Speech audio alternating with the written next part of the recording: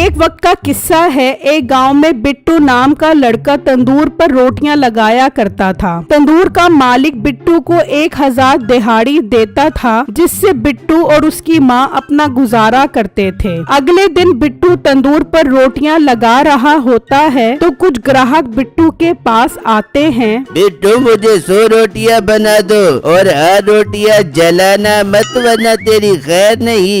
भाई मेरी 150 रोटियां लगा दो। भाई साहब आज मुझे जल्दी घर जाना है, मैं इतनी सारी रोटियां नहीं बना सकता, मेरी माँ की तबीयत ठीक नहीं है। ओ भाई तेरी माँ की तबीयत खराब है तो ये तेरा मसला है, हमें रोटियां बना कर दे वरना तेरे मालिक को तेरी शिकायत लगा देंगे। नहीं नहीं भाई मेरी शिकायत मत लगाना, मैं रोटियां लगा देता हूँ। फिर बिट्टू उदास होकर रोटियां लगाने लग जाता है और फिर जब शाम होती है तो बिट्टू दुकान मालिक के पास आता है। साहब जी मुझे आज थोड़े ज्यादा पैसे चाहिए, मैंने अपनी माँ का इलाज करवाना है। बिट्टू आजकल हालात ठीक नहीं चल रहे, मैं सिर्फ तुम्हारे 1000 रुपए दिहाड़ी ही दे सकता हूँ, इससे ज्यादा नहीं दे सकता। साहब जी 1000 तो बहुत थोड़े हैं, वैसे भी आज बहुत ग्राहक आए थे, मुझे थोड़े ज्यादा पैसे दे दे।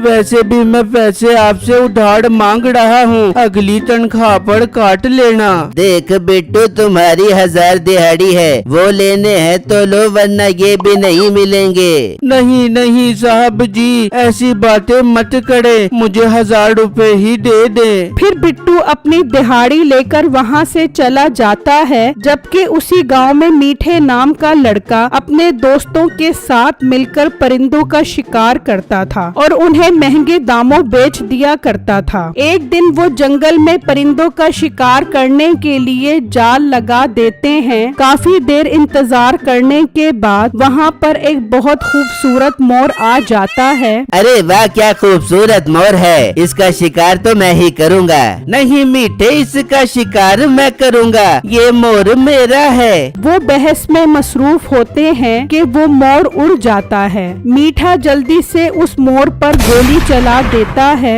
गोली मोर के पंख पर लगती है। देख मैंने इसको जख्मी कर दिया है, अब चलो जल्दी से इसे ढूंढते हैं। वो वहाँ से निकलते हैं और इधर उधर घूमने लगते हैं, लेकिन उन्हें मोर कहीं नजर नहीं आता। ये मोर कहाँ चला गया, मैं इसको ढूंढे बगैर चैन से नहीं बैठूंगा। अरे मेरे दोस्त सब्र कर, सब्र का फल मीठा होता है, हम जरूर इस मोर को ढूंढ निकालेंगे। दूसरी तरफ बिट्टू काम करके घर जा रहा होता है तो अचानक उसे दरख्त से एक परिंदा गिरता हुआ नजर आता है। जब वो देखता है तो वो एक बहुत खूबसूरत मोर होता है। बिट्टू जल्दी से उसके पास आता है तो देखता है कि मोर का पंख काफी जख्मी है। हाय अल्लाह ये मोर तो काफी जख्मी है, जरूर शिकारियों ने इसको मारने की कोशिश की होगी, मुझे इसको बचाना चाहिए। बिट्टू की अचानक नजर पड़ती है, मीठा अपने दोस्त के साथ आता दिखाई देता है। बिट्टू जल्दी से उस मोर को करीब ही एक जगह पर छुपा देता है। मीठा और उसका दोस्त आते हैं। बिट्टू तुमने यहाँ किसी मोर को तो नहीं देखा?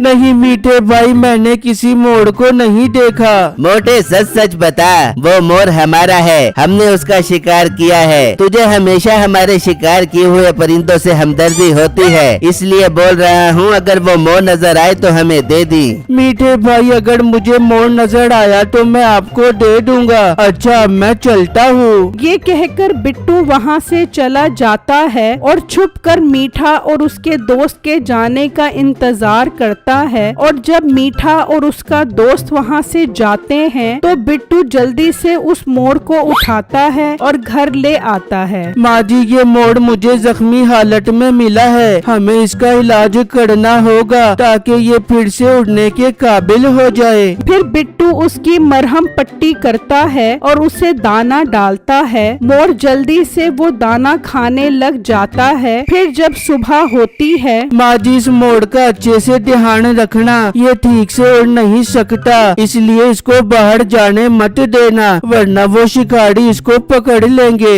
ठीक है बेटा मैं इसका ध्यान रखूंगी, तुम आराम से काम पर जाओ। फिर बिट्टू दुकान पर आता है और मामूल के मुताबिक मालिक रोटियां पकाने लग जाता है। अभी कुछ ही देर गुजरी होती है कि वहाँ वही जख्मी मोर आ जाता है और बिट्टू के पास बैठ जाता है। अरे तुम यहाँ कैसे आ गए? तुम्हें तो मैं घर छोड़कर आया था। अगर मीठा यहाँ आ गया तो तुम्हें अपने साथ ले जाएगा। बिट्टू जल्दी से उसे उठाता है तो वो मोर रोटियों की तरफ देखता है। इस मोर को तो भूख लगी है, मुझे इसको दाना डालना होगा वरना इसका पंख कैसे ठीक होगा। बिट्टू दुकान के मालिक के पास आता है। साहब जी, मुझे थोड़ी देर के लिए घर जाना है, मैं इस मोर को छोड़कर जल्दी वापस आ जाऊंगा। बिट्टू, तूने दुकान पर रश देखा है? तू चला गया तो रोटियां कौन बनाएगा? चल जल्दी से अपना काम कर और मोर को यहीं फेंक दे।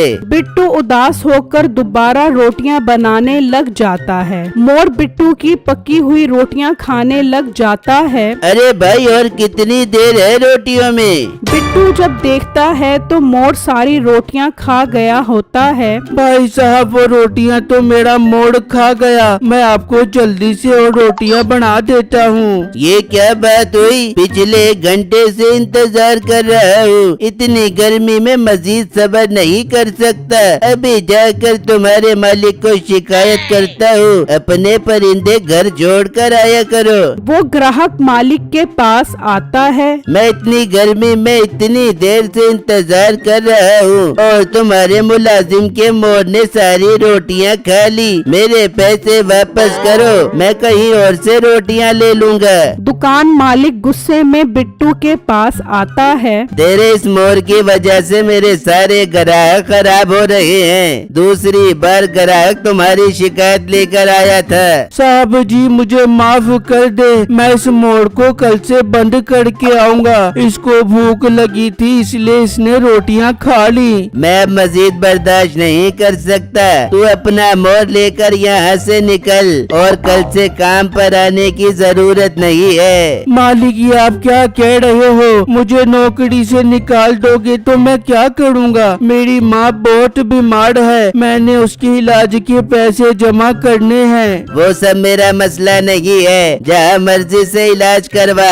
अब जा मेरी दुकान से। ठीक है, मैं चला जाता हूँ, पर मेरी आज की दिहाड़ी तो दे दें। तुम्हें कोई दिहाड़ी नहीं मिलेगी, तुम्हारी वजह से ग्राहक अपने पैसे वापस ले गए हैं। बिट्टू उदास होकर वहाँ से चला जाता है और घर आकर अपनी माँ को सारी बातें बताता है, जिसे सुनकर उसकी माँ परेशान हो जाती है। हाय मेरे अल्लाह, अब हमारा क्या बनेगा? माँ जी, अल्लाह मालिक है, वो हमारे लिए बेहतर ही करेगा। फिर रात हो जाती है और वो सो जाते हैं। जब सुबह होती है तो बिट्टू मोर को दाना डालने आता है तो मोर वहाँ नहीं होता। बिट्टू जल्दी से अपनी माँ के पास आता है। माँ जी, मोर तो नहीं है। हाय अल्लाह, कहीं वो शिकारी मोर तो नहीं ले गए? बिट्टू और उसकी माँ उदास बैठे होते हैं तो बिट्टू को अचानक हवा में मोर आता हुआ दिखाई देता है। मोर को देखकर माँ बेटे दोनों खुश हो जाते हैं।